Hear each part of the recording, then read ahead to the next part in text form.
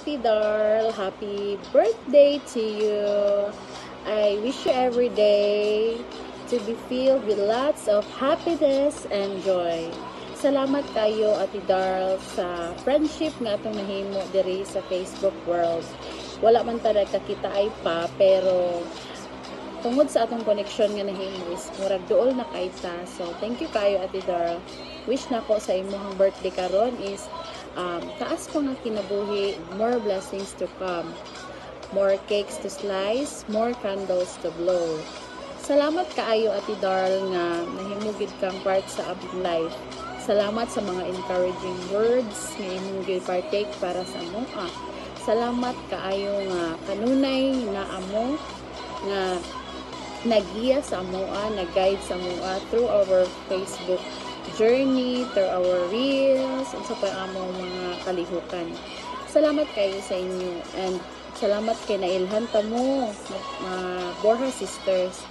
I was so lucky and blessed to be part of Cubring Hila Sisters, Team Tiayan, Mama Beb G. Thank you so much. Dako kayo nga pribilehiyo nga mahimo kabahin na sa inyong kinabuhi. Ug kamo pod nahimong blessings among others, especially sa moa. Salamat kayo, Ate Darl, nga nakasayod ko nga ang Ginoo gyud dili magkulang sa paghatag og grasya sa inyong pamilya tungod kay kamo mga maayong tao. Bonus na lang nga naay trabaho mo nga maayo diha ug nakatabang mo sa nanginahanglan gyud. And thank you kaayo sa inyong pasensya.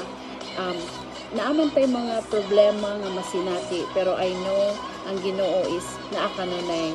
For God says in His Word, Jeremiah 29:11, God has plans para sa matag usa kanato. Adunay plano ang Dios sa matag usa.